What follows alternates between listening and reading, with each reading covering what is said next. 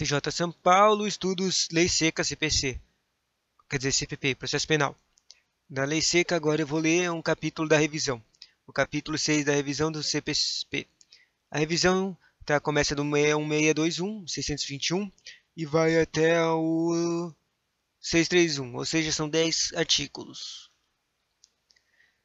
A 621, a revisão dos processos findos será admitida quando a sentença condenatória for contrária ao texto expresso da lei penal ou à evidência dos autos.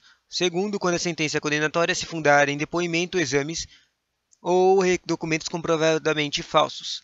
3. Quando após a sentença se descobrirem novas provas de inocência da condenado ou de circunstância que determine ou autorize a diminuição especial da pena.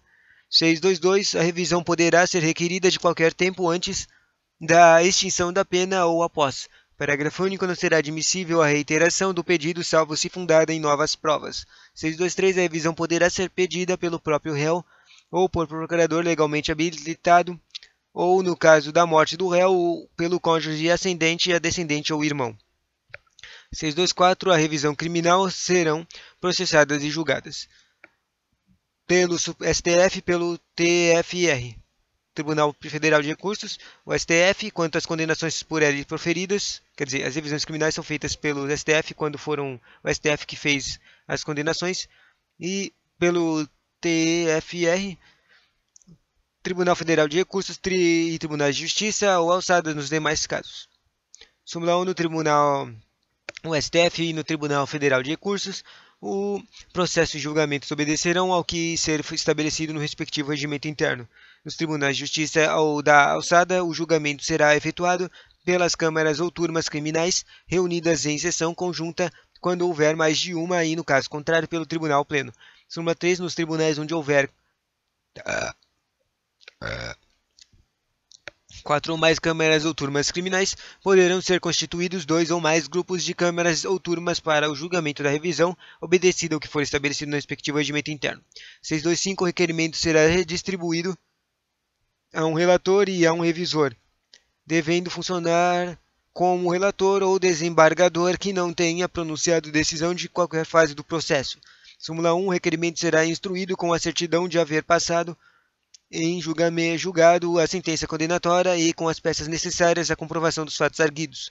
Súmula 2. O relator poderá determinar que se apensem os autos originais, se daí não advier dificuldade de execução normal da sentença. Súmula 3. Se o relator julgar insuficiente a instruído o pedido inconveniente ao interessado da justiça que se apensem os outros originais, indeferi-lo in limine, dando recurso para as câmaras reunidas ou para o tribunal, conforme o caso. Súmula 4. Ao interposto o recurso por petição, independentemente do termo, o relator apresentará o processo em mesa para o julgamento e relatará sem tomar parte na discussão. Súmula 5. Se o requerimento não for indeferido in limine, abrir-se-á à vista dos autos ao procurador-geral, que dará parecer no prazo de 10 dias em seguida, examinados os autos sucessivamente, em igual prazo pelo relator e revisor, e julgar-se o pedido na sessão que o presidente designar. 626. Julgando procedente a revisão, o tribunal poderá alterar a classificação da infração e absolver o réu. Ainda estou no 6º artigo, absolver o réu e modificar a pena ou anular o processo. Parágrafo único. De qualquer maneira, não poderá ser agravada a pena imposta pela decisão revista. A revisão não pode agravar, certo? Então, às vezes tem várias questões dessas que falam, aparece essa questão aqui de agravar, mas ela é só para completar as erradas.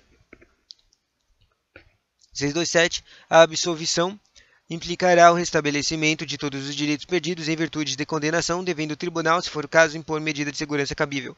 628. Os regimentos internos dos tribunais de apelação estabelecerão as normas complementares para o processo e julgamentos das revisões criminais. 629. À vista dos certidões de acordão que cassar a sentença condenatória, o juiz mandará juntá-la imediatamente aos atos para ter o cumprimento da decisão. 630. O tribunal, se o interessado requerer, poderá reconhecer o direito de uma justa indenização pelos prejuízos sofridos. Súmula 1. Por sua indenização, que será liquidada no juízo cabível. Responderá a União se a condenação tiver sido proferida pela Justiça do Distrito Federal ou de território ou Estado, se o tiver sido pela respectiva Justiça.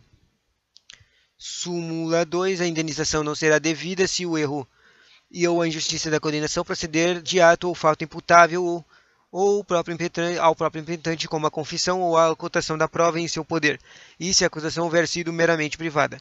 631, final, quando no curso da revisão falecer a pessoa cuja condenação tiver de ser revista, o presidente do tribunal nomeará um curador para a defesa. Legal.